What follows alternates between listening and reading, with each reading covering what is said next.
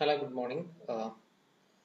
Today we are going to discuss uh, the topic mutation and different forms of mutation. What is the significance of mutation and how mutation help for the process of evolution. So such kind of topics are going to discuss to be here. So first of all, let us try to understand what is mutation.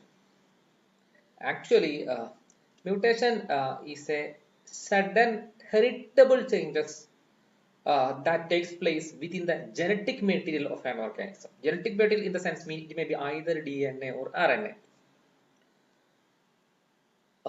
അപ്പൊ നമ്മൾ പറയുന്നത് mutation എന്ന് പറഞ്ഞാൽ ഒരു ഓർഗാനിസത്തിന്റെ genetic material അത് ഒന്നുകിൽ DNA ആകാം അല്ലെങ്കിൽ RNA ആകാം. ആ ജനറ്റിക് മെറ്റീരിയൽ ഉണ്ടാകുന്ന ഹെറിറ്റബിൾ ചേഞ്ചസ് ആണ്, പെട്ടെന്ന് ഉണ്ടാകുന്ന ഹെറിറ്റബിൾ ചേഞ്ചസ് ആണ്. ഹെറിറ്റബിൾ ചേഞ്ചസ് എന്ന് പറഞ്ഞാൽ ആ ചേഞ്ചസ് അത് കുഞ്ഞിലേക്കും കൂടി പാസ് ചെയ്തു പോകുന്ന ചേഞ്ച് ആയിരിക്കാം. അങ്ങനത്തെ ചേഞ്ചസിനാണ് നമ്മൾ എന്ത് പറയാ, മ്യൂട്ടേഷൻ എന്ന് പറയാം.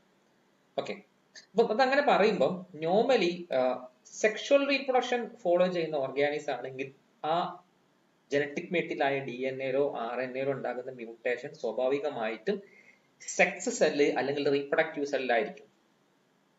അതായത് male gamete, female gamete, germ cell അതിലൊക്കെ ആയിരിക്കും.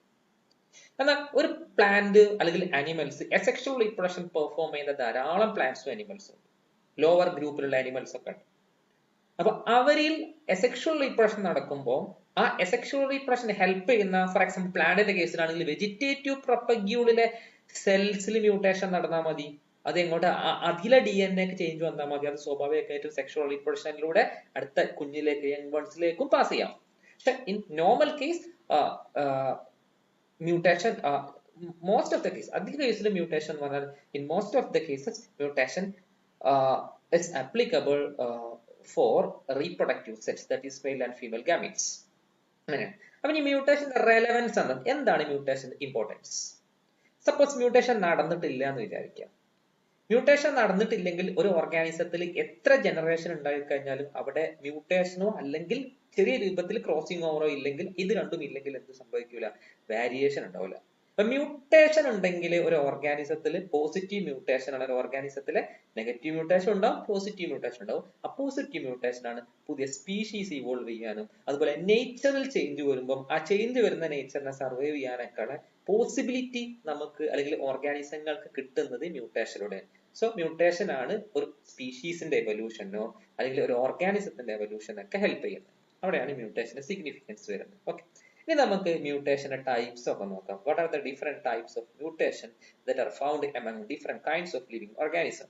Okay, let us try to understand what are the different kinds of mutation. So broadly we can classify mutation into two categories. നമുക്ക് mutation രണ്ട് കാറ്റഗറി ആയിട്ട് classify ചെയ്യാം. Among these, one is called somatic mutation. We know that somatic cell is the vegetative cell or body cell that are not takes place in sexual reproduction. So when mutation takes place in such kind of somatic cell, then such type of mutation is known as somatic mutation. For example, take the case of reproductive cell or germ cell or gamete producing cell. If mutation takes place in that cell, then we can say that such type of mutation is called germ-line mutation. So definitely such kind of germ-line mutation transfer from parents to offsprings. Okay, അപ്പോൾ ഇവിടെ somatic mutation ഉണ്ട്, germ line mutation ഉണ്ട്. Sexual റീപ്രൊഡക്ഷനിൽ പങ്കെടുക്കാത്ത body സെല്ലുകൾ അഥവാ vegetative സെല്ലുകളെയാണ് നമ്മൾ somatic cell എന്ന് പറയാം. അതിൽ മ്യൂട്ടേഷൻ നടക്കുമ്പോൾ സൊമാറ്റിക് മ്യൂട്ടേഷൻ ആവും, അല്ലെ? എന്നാൽ റീപ്രൊഡക്റ്റീവ് സെല്ലുകൾ പ്രൊഡ്യൂസ് ചെയ്യുന്ന സെല്ലുകളാണെങ്കിൽ റീപ്രൊഡക്റ്റീവ് സെല്ലുകൾ അല്ലെങ്കിൽ റീപ്രൊഡക്റ്റീവ് സെല്ലുകളിലാണ് മ്യൂട്ടേഷൻ നടക്കുന്നതെങ്കിൽ അങ്ങനത്തെ സെല്ലുകളെ ജേം ലൈൻ സെല്ല് എന്നാ വിളിക്കുക, ജേം സെൽ എന്ന് പറയാം. അതിൽ നടക്കുന്ന മ്യൂട്ടേഷൻ നമ്മൾ ജേം ലൈൻ മ്യൂട്ടേഷൻ എന്ന് വിളിക്കും. ഇനി when we take the case of somatic cell, in sexually reproducing organism, normally mutation within the somatic cell never transfer into its young ones. But when the somatic cell undergoes continuous mitotic division, so during that process the number of mutant cell will be increases in such kind of organism. So the number of mutant cell will be increased. In such cases, it may either affect the fitness or the survival of organism. Suppose if the cell contain any harmful mutation, and that cell also present within the specific organ like a heart or within the specific organ like kidney. So when the harmful mutant cell increases due to the multiplication in the early stages of an organism, so that ultimately or eventually damage such kind of organs, and the damage of such kind of organs may lead to the death or lethality of organisms. So we can say that in some cases somatic mutation can able to negatively or can able to affect the organism in a negative manner, but it will never transfer into the young ones or its progeny. Okay, അപ്പോൾ നമുക്ക് ഇനി അടുത്ത category, let us move into another classification or a category of mutation. Here somatic mutation, I already explained all these things, and this is called germline mutation that affect reproductive cell. This one also explained. And when we take the case of another mutation, we can say that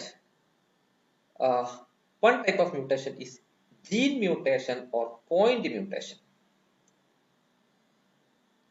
and second one is called chromosomal mutation.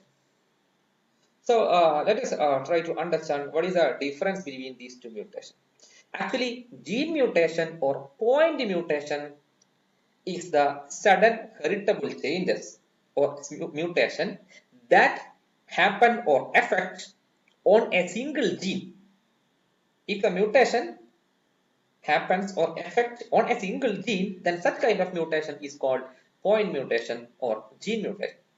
Whereas if the mutation or change in the genetic nature of living organism happens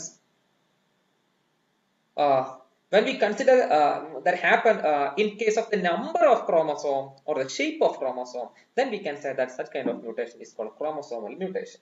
നമ്മൾ പറയുകയാണെങ്കിൽ ഒരു ഓർഗാനിസത്തിലെ ഒരു single ജീനിൽ ഉണ്ടാകുന്ന mutation ആണെങ്കിൽ അതിനെ നമ്മൾ gene mutation അല്ലെങ്കിൽ point mutation എന്ന് പറയും.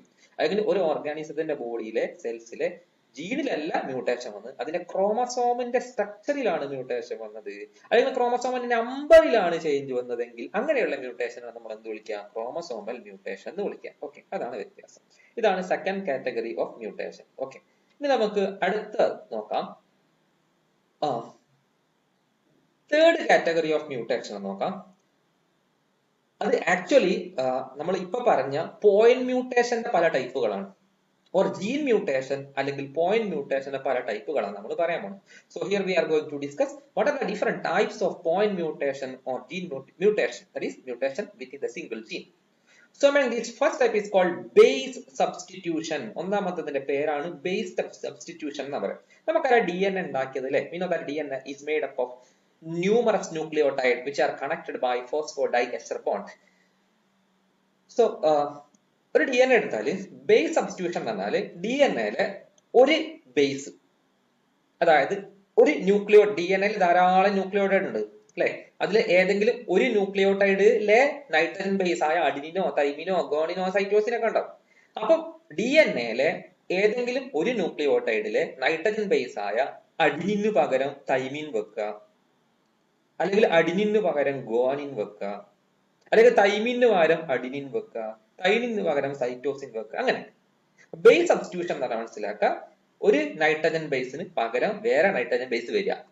ഒരു ന്യൂക്ലിയോടൈഡിൽ ആക്ച്വലി ഒരു ന്യൂക്ലിയോടൈഡിലെ നൈട്രജൻ ബേസ് അഡിനിനാണ് വരേണ്ടത്, അതിന് പകരം എന്ത് വരിക? ഗോണിൻ വരാം, അല്ലെങ്കിൽ അഡിനിന് പകരം സൈറ്റോസിൻ വരാം. അതൊരു സബ്സ്റ്റിറ്റ്യൂഷൻ ആണ്, ഒന്ന് മാറി വേറെ വരികയാണ് അല്ലെ. അങ്ങനത്തെ മ്യൂട്ടേഷൻ ആണ് എന്ത് വിളിക്കുക? ബേസ് സബ്സ്റ്റിറ്റ്യൂഷൻ എന്ന് പറയാം. ഇനി അഡിനിനും ഗോണിനും പ്യൂരിൻ റിംഗ് ആണ്, പ്യൂരിൻ ഡബിൾ റിംഗ് ആണ്, നമ്മൾ പഠിച്ചതാണ് അല്ലെ. ഗ്വാനിനും സൈറ്റോസിനും എടുത്താൽ അത് എന്താണ്? പിരമിഡിൻ ആണ്. സോറി, അഡിനിനും ഗ്വാനിനും പ്യൂരിൻ റിംഗ് ആണ്, ഡബിൾ റിംഗ് ആണ്, അതുകൊണ്ട് അത് പ്യൂരിൻ നൈട്രജൻ ബേസ് ആണ്. തൈമിനും സൈറ്റോസിനും ഏതാണ്?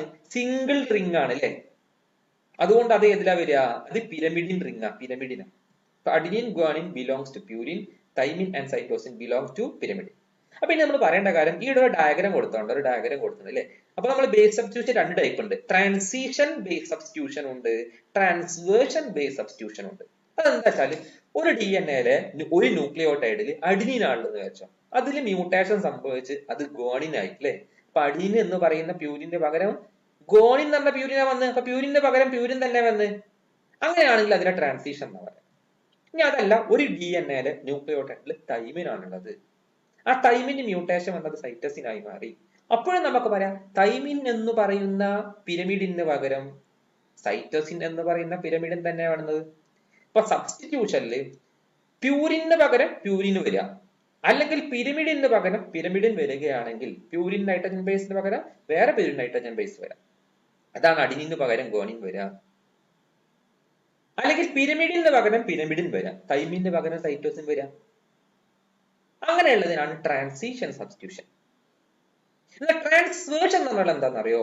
അഡിനിന് പകരം തൈമിന് വരാം. അഡിനിൻ എന്ന് പറഞ്ഞാൽ പ്യൂരിനാ, അതിന് പകരം എന്താ വന്ന്? തൈമിൻ എന്ന് പറഞ്ഞ സൈറ്റസിനാ വന്ന്. സോറി, അഡിൻ എന്ന് പറഞ്ഞാൽ പ്യൂരിനാ, തൈമിൻ എന്ന് പറഞ്ഞാൽ പിരമിഡിനാ വന്നത്. അപ്പൊ അഡിനിൻ എന്ന് പറയുന്ന പ്യൂരിന് പകരം തൈമിൻ എന്ന് പറയുന്ന പിരമിഡിൻ വന്നു. അപ്പൊ പ്യൂരിന് പകരം പിരമിഡിൻ വരാം, അല്ലെങ്കിൽ പിരമിഡിന് പകരം പ്യൂരിൻ വരാം.